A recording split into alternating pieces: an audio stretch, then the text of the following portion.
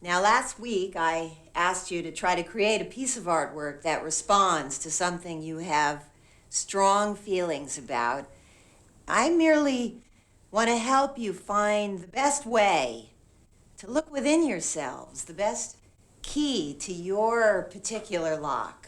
My wife was a big fan of the comic. I was a big fan of Dan Clowes in general. I liked all his comics, but he had done hundreds of pages of comics. Ghost World was just this, I don't know what the total page count is, 34 pages, 40 pages, hundreds of pages of stuff that's all great.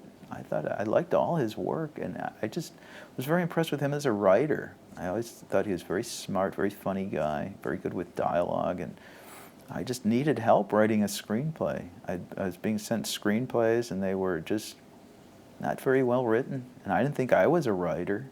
I mean, I could help. If I worked with somebody who was a good writer, I could at least make it more personal for me, which is sort of how we worked. He sort of did the hard work, and I just put in things that I felt were very strong personally. Josh! Josh!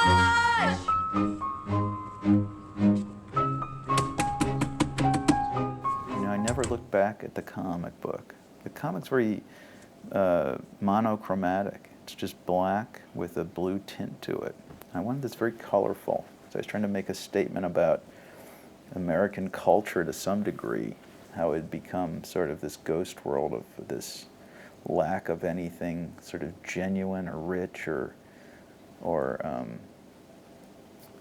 authentic remaining.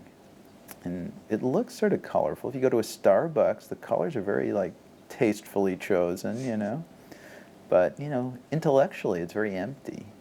I had the good sense to talk to a couple really good film directors who encouraged me to not even consider what people look like. Get the best actors you can, especially for your first film. They said it's very difficult to direct actors. They said if you get a good actor in a role, your life will be so much simpler than if you get somebody that looks right and can't act. I just hired the best actors I could. In hindsight, they wound up looking remarkably like the girls in the comic, but I didn't really pay it too much mind. I mean, Thora Birch gained a lot of weight for the role and cut her hair, and so she changed her appearance. She sort of transformed herself into Enid. Mm-hmm. The clothes helped a lot, and Dan did most of the set dressing in Enid's room and Rebecca's room. I said, I don't know what 18-year-old girl, what should their rooms look like?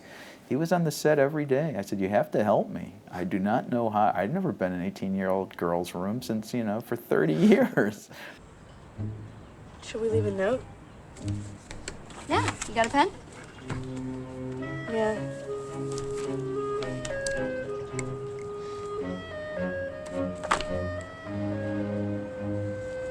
Dear Josh, we came by to fuck you, but you were not home.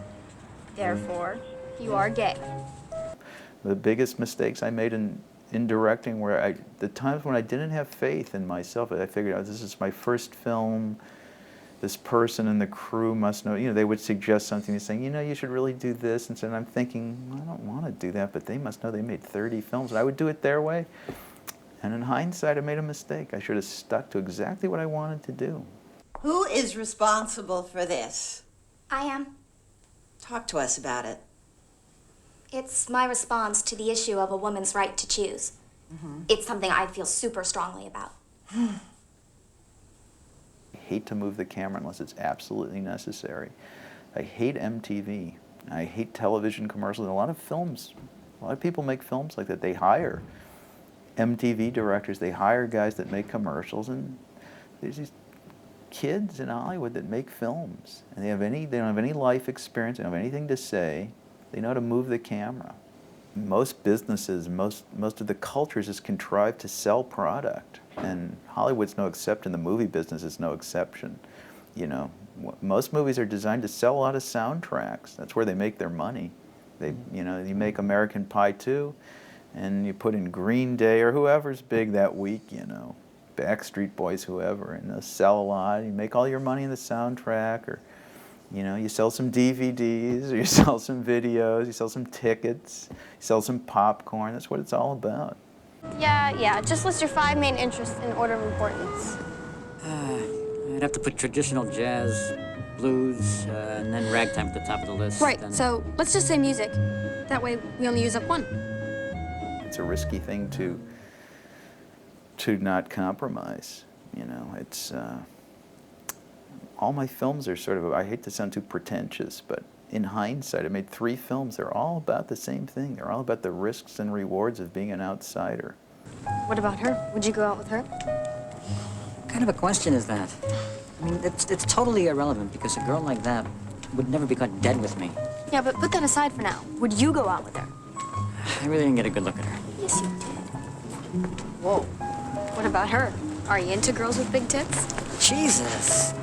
My father took the easy way, you know, which was actually a very sad life for him. My father was in the clothing business his whole life and worked in different clothing stores, men's clothing stores, and I could tell it was just drudgery to him.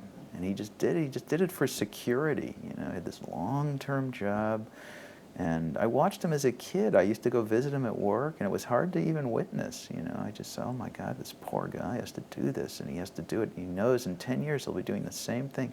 I don't know if I decided consciously, but something in the back of my mind, like even when I was a kid, I just could not force myself to ever do something that I felt like, okay, I'm going to be doing the same thing in a year, you know, sitting at the same desk, filling out the same paperwork, or, you know, working in the same store. I'd rather risk being homeless, you know, being a drug addict, anything but that, you know.